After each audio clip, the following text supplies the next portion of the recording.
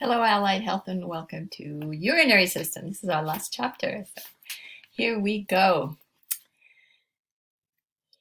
I have some pictures here, and I'm going to show you male and female as a review of anatomy. The first thing I want to show you actually is arteries and veins. So if we have large abdominal aorta here and inferior vena cava, and if you look at the vessels that are irrigating this, the one that is most superficial, the one that you're going to see first in this kind of dissection here, is the vein. And the artery is going to be inferior to that. It's going to be deep to the vein. Okay? And here we have the kidney, the ureters coming down into the bladder. And because this is a female, we have the uterus immediately posterior to that. So anterior here is the bladder, and then the urethra. So two ureters and the urethra. Notice that the location of the right kidney is slightly inferior to that of the left. Okay, now we look at the male. Again, I want you to notice inferior vena cava, abdominal aorta, how you see the vein in that position. This one is also showing the adrenal glands. Ureters coming down into the bladder, and then of course a longer urethra, and that's going to be important when we talk about kidney stones. Also in this location is the prostate gland here. And let's go right and left testes. That is going to have the ductus deferens. So this is bringing sperm around and back into the region of the penis. So the whole picture is that here, this is mostly for urinary and not for reproductive, but you do have ductus deferens then looping back, coming in, and it's going to join the region of the prostate, where semen is going to join those cells and then come down the urethra. So a little different anatomy there. I want to begin by telling you about how the importance of this urinary system, how terrestrial animals really are always in danger of dehydrating. And we're always told how much water you're supposed to drink. We're always in danger of that dehydration since we moved on land from water.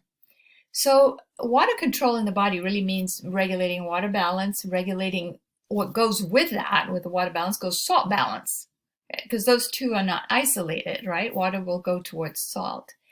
And also the importance of getting rid of nitrogen in the body. So that's the breakdown of protein, and we need to get rid of nitrogen. Too much nitrogen, it's toxic.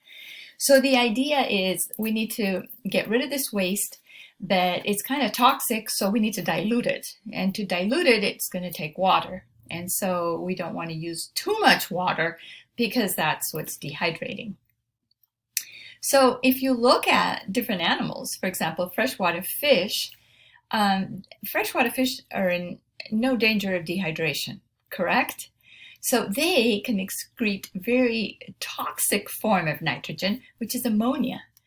They're able to get rid of this because there's plenty more water that they can be drinking and eliminating vast quantities of water to dilute this very toxic ammonia. So that's one sort of survival strategy, right? That's how these fish have figured it out. When you think of water when it's harder to find and you can't afford to get rid of high volumes of water, then what you're going to do is excrete a whole different molecule that includes nitrogen, and that is uric acid. So this is a strategy that birds use, right? They don't eliminate a lot of water. They eliminate this sort of pasty substance that lands on your car, right? And that is, there you're seeing the nitrogen molecules, that's uric acid. And, water is hard to find and to carry for a bird. So where do we land in all this? Humans are kind of in the middle of those two. We can't excrete too much of the water because we'll dehydrate, but we can afford to lose some of that. So the form that we excrete nitrogen is in the form of urea, mostly. It needs some water, but not too much water. So let's look at some of the functions of the kidney. that we talk about that. Very important. Water balance, we're going to control blood volume, right? Because the more water we lose, the less water there will be in the blood. We're always talking about ions when we're talking about water regulation. We're always talking about those different ions and sodium and potassium and calcium.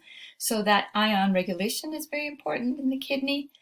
Acid base, also the pH, because we're going to be able to regulate water, volumes of water and volumes of different ions. Therefore, it's also regulating the pH. Osmolarity comes with it because you're either concentrating or diluting solids, correct? And then, of course, what we were just mentioning, which is the removal of waste. So again, here is the diagram that we have. Kidney, left kidney. This is your renal vein. Below it down here is renal artery.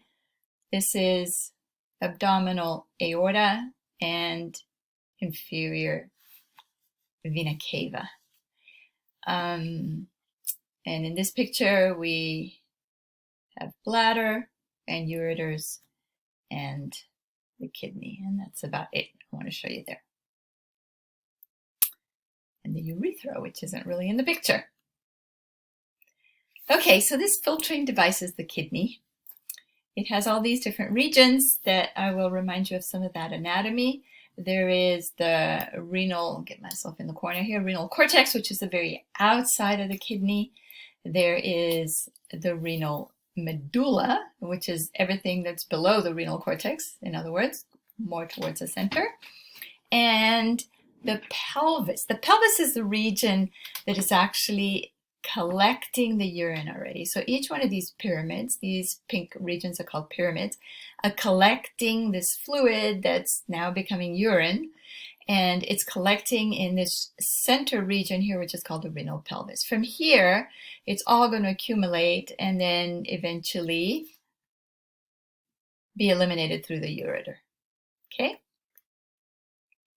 Okay, so that is the sort of macro anatomy, but we really need to also review some of the microscopic anatomy that's going on in the kidney, and that's the nephron. And the nephron we call the functional unit because that is the filtering device. So that filtering device, you have millions of those, and you are filtering your blood constantly, and we need to remind you of the anatomy of that. So each one of these little nephrons has quite a few regions to it. First of all, this is the artery that's feeding it, that's going to feed this nephron. Okay, this is the blood coming in that needs to be filtered. Okay, very small artery. Afferent arriving, A for arriving, little afferent artery arriving at this balloon. This balloon is not called a balloon, it's called a glomerulus. So the whole structure, what's inside and the whole structure is called the glomerulus, but the capsule of the balloon, the outer side of the balloon, is called the Bowman's capsule. So that's what's illustrated here, Bowman's capsule. And anything that, this is a capillary here that is very porous, it's going to be very leaky. Fluid is going to end up in that capsule, fluid from this filtered blood. So you're filtering blood, very leaky, it's going to leak out. Where is it going to land? It's going to land in that little balloon in that Bowman's capsule. And then where does it go? Well, it goes on to a river here, and this region here is called the convoluted tubule, but because there's more than one, we're going to call that one the proximal convoluted tubule, close to proximal. As it descends down here, it makes a loop. That loop is called the loop of Henle. So this is the descending loop of Henle, and this is the ascending loop of Henle, which then continues on to another tubule. That tubule now is the distal tubule. Distal, convoluted because it does all these little in and outs. Distal convoluted tubule. And all this time it's making urine, right? At first it's just plasma filtrate. And then it's making urine, making urine, making urine. We'll go into the details of that a little bit later. And then it's going to collect on this particular collecting duct, which is then going to feed into all the other collecting ducts and come together as the region of collection of urine. If we stretched it out, it's much easier to see it in that position. So you have the capsule in the glomerulus, proximal convoluted, the loop, distal convoluted, collecting duct. Okay? So these long-looped nephrons are in that position of coming down into this region because they establish this vertical osmotic gradient throughout the kidney. What's that mean? It means that it can get really salty in the kidney. That's the only way you're going to move water. So the kidney is a very salty area, saltier as you go deeper down into the kidney. And that vertical osmotic gradient is going to allow for the passage of water back into circulation because you filter way too much. You filter way too much out of the blood into that balloon of the glomerulus, into the capsule. And now you need to give some of it back. So because the kidney is so salty, much of that exits then that region of the loop and goes back into circulation again. So some extend deep into the medulla, into the salty, salty, salty area. Others less so. And those going deeper are called the cortical nephrons. An interesting thing is the desert rat. I had to put the desert rat in because they have a very long loop of Henle. Why? Because that allows for even more reabsorption and less loss of water. And they're a desert rat, and the only water they get is from seeds. They don't have a little river going by. And so the moisture that they get is from a seed. So the longer loop is going to allow them to reabsorb, retake in back into the blood some of that fluid that they filtered out in the kidney. So the cortical nephrons here are some that are coming into the medulla. Remember cortex and medulla? And the juxtamedullary nephrons are some that are coming even deeper so. So just imagine that you have lots of them, and many of them have different depths, and they are filtering and reabsorbing different volumes. So blood supply to the kidney arrives via the afferent arteriole. This is what I was saying, A for arriving, afferent arteriole.